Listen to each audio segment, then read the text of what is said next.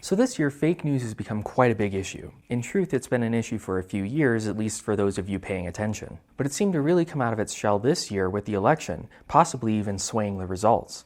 So let's talk about it.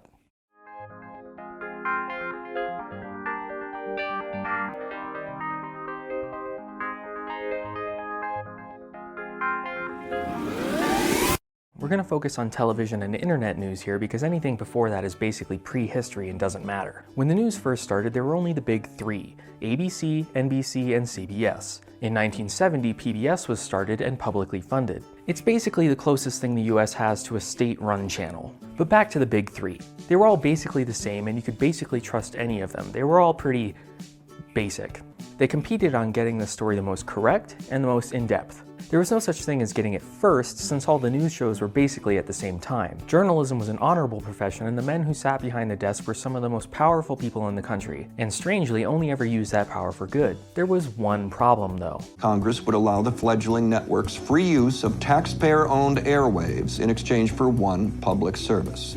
That public service would be 1 hour of airtime set aside every night for informational broadcasting, or what we now call the evening news. Congress failed to include in its deal the one requirement that would have changed our national discourse immeasurably for the better.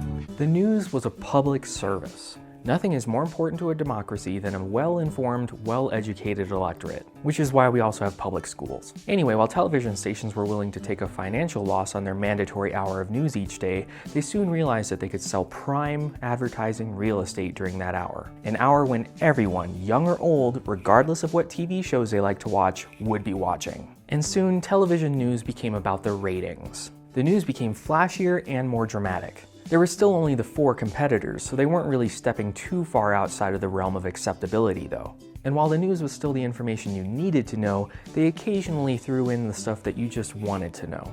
You could still trust them to do their due diligence and get a story right though, because they had all day to prepare for it and they only had once or twice to tell you about it. Everyone was consuming basically the same apple.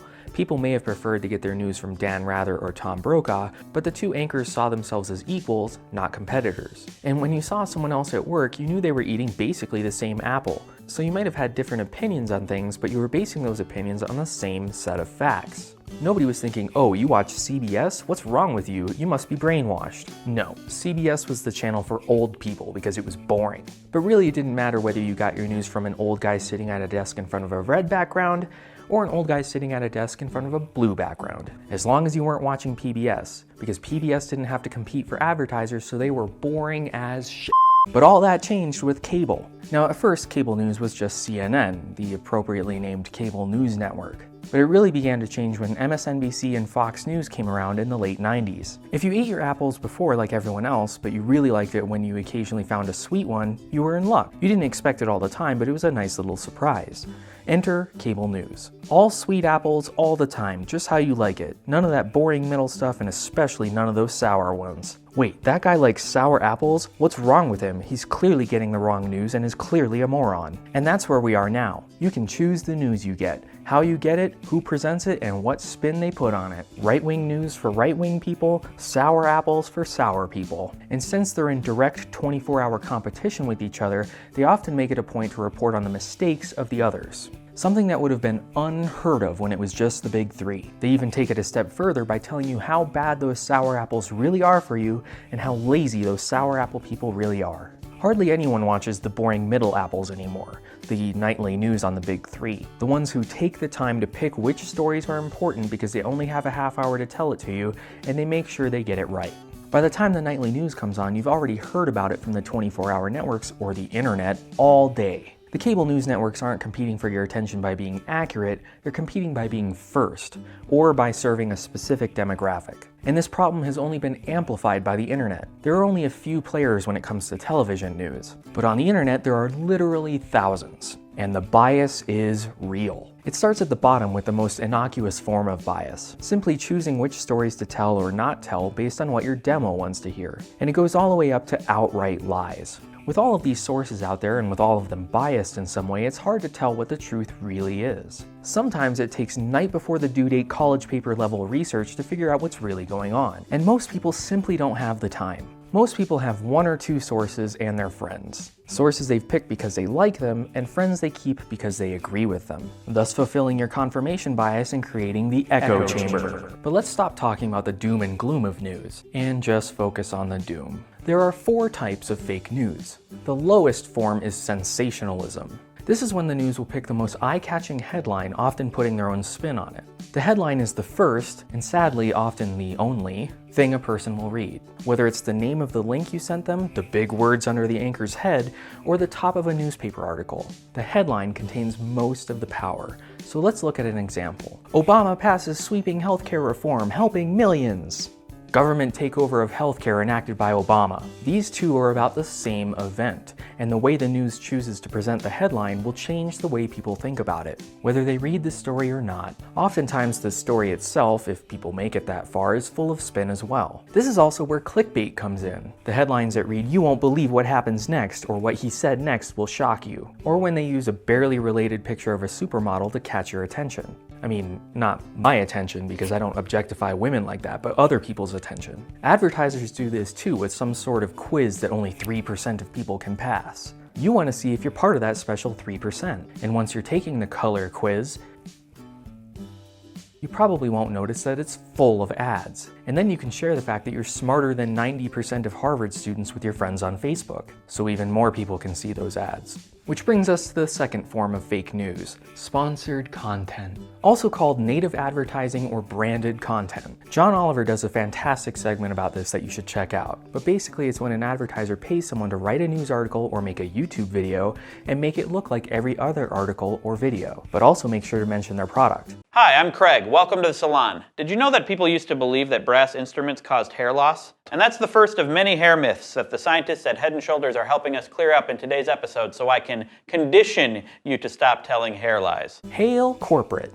Now this example isn't news, but it is educational and informative content, so you shouldn't reasonably expect that there would be native advertising. And most people probably don't even notice it, but I do. But when it happens in the news, it's usually during the morning show, when they're talking about the latest fashion or the grand opening of some local store. Recently Reddit had an awakening when the guys over at Point made a video describing how they bought the top positions on Reddit for relatively cheap. Not only that, but they were able to manipulate the conversations about these topics in order to present them in the best light possible. Since Reddit isn't a news source, it's an online community, most people thought that the conversation was relatively safe. There had been rumors of sponsored content on the website for years, but no real hard evidence until now. So now not only do you have to wonder, why are they telling me this? Are they trying to sell me something? But you also have to look at your online communities and think, a suspiciously high amount of people are supporting this product.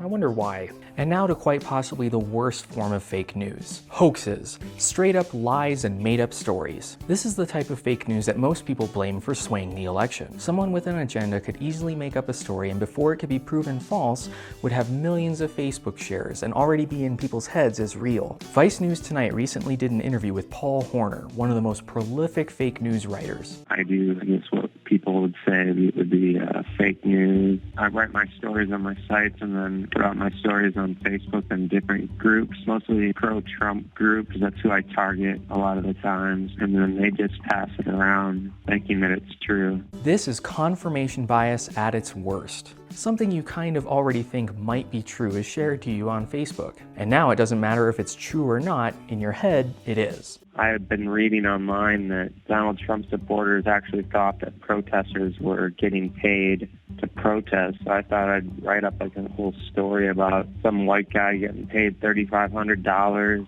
and I made up a fake Craigslist ad, and then I just wrote the story, and then it kept getting spread around. To look at a non-election example, CNN was recently accused of airing 30 minutes of transsexual porn on Thanksgiving. H3H3 did a pretty good synopsis of this story. But the story went viral and appeared on several news websites including Fox News and the New York Post. Of course, CNN didn't air porn, millions of people would have seen it. Instead, all of these fake news stories were based on one tweet saying CNN is straight up porn right now.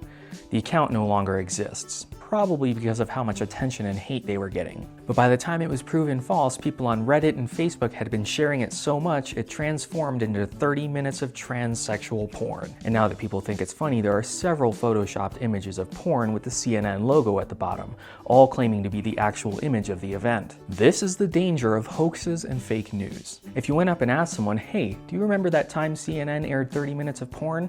They'd probably say yes, even if they don't actually remember it, which is even worse. But check out my memory errors video if you want to know more about that. That was a pretty innocent and funny example though. But do you remember that time Hillary Clinton called Bernie Sanders supporters and all millennials a bucket of losers? Breaking tonight, another big story playing out on the 2016 campaign trail in addition to the Trump tape, and this one involves Hillary Clinton. WikiLeaks published what it claims are transcripts from closed-door speeches that Hillary Clinton gave to Wall Street executives. Megyn, Hillary Clinton and her campaign have repeatedly refused to release the transcripts of her speeches, and political analysts say these leaked excerpts are likely the reason why, including where she apparently called Bernie Sanders supporters a, quote, bucket of losers. You shouldn't, because it didn't happen. The WikiLeaks transcript of the Goldman Sachs speech doesn't exist. WikiLeaks didn't even put it out. It was fake. It was faked at the same time WikiLeaks did release a bunch of DNC emails, but none of them included a Goldman Sachs script. But since it did kind of sound like something she did actually say when she said some Trump supporters were in a basket of deplorables, people ran with it. Only this time she was attacking her own base rather than the competition. And this is the kind of fake news story that helped turn the election. Some troll is probably patting himself on the back for getting his fake story on Fox News, not realizing what kind of damage he probably caused. But let's talk about the non-damaging type of fake news. Satire. Fake news that's just meant to be funny. Prime example, The Onion. Horrible example, The Daily Show and John Oliver. Those are not satire, those are real news stories presented in a funny way. Calling them satire is just a way to dismiss them. Satire is rarely damaging. Mostly it's just embarrassing for the person who shares the story on Facebook without realizing that the source is The Onion. But it can be damaging in a social context. The kind of thing that makes sweet apple people look at sour apple people and think they must all be morons. Here's another non-news example. I had fun tonight. I had fun too. Is that a gun in your pants, or are you just happy to see me? It's actually a Glock 19. Are you f***ing kidding me? My life has been in danger this entire time. I have a thing called a CHL, and this is. This video was shared on Facebook like a billion times, and it's a perfect example of when satire goes wrong. It starts off with a fairly rational complaint. If you're on a first date with someone in broad daylight and you find out that they have a gun stuffed in their pants, you probably have the right to be a little concerned, maybe even offended. But that's where the rationalism ends. Then they blow it up by making her anti-American, anti-gun, and generally an idiot. And by extension, this makes anybody who's for a little bit of gun control part of a bucket of losers. By the way, I'm not entirely sure why this type of political commentary needs to be injected into an ad for coffee. I'm totally serious. I didn't even shoot her. Her head exploded from logic. I guess I don't have to have an ex-girlfriend now. Satire is supposed to be funny and perhaps provide a little bit of social commentary.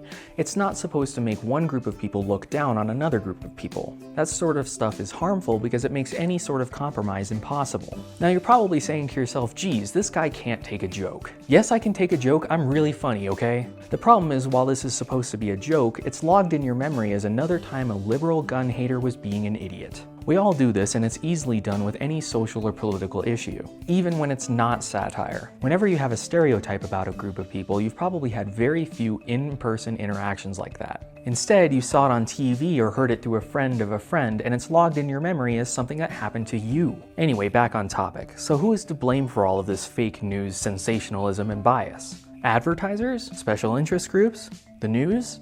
Or us? Special interests and advertisers obviously have a sinister goal. They're pushing a product or political agenda. The news is playing along with these goals because they need money. Because if they weren't flashy and sensational, we wouldn't watch. Is it our fault for liking apples the way we like them, so we seek out those apples? Or is it the news's fault for giving us the apples we want rather than the apples we need? The blame is probably spread around, but the central conduit is the news. If we can't trust the news to give us the stories that we need to know without sensationalizing minimizing them or reporting false stories, then we have no good source of information. Journalism used to be a public service, a noble profession and a necessary part of our democracy. And over the last few years, we've seen that slowly break down. People still want to trust the news, but the news has become increasingly untrustworthy. So the next time you hear a story that's just a little too ridiculous to be true, go to Snopes, okay? Just go to Snopes. Don't share it, please, because now you know better. Hey guys, if you enjoyed that video or you learned something, make sure to give that like button a click. If you'd like to see more from me, I put out new videos every weekend, so make sure to falsely share that subscribe button. I'm almost at 500 subscribers, so be on the lookout for some bloopers soon. But in the meantime, if you'd like to see one of my older videos, how about this one?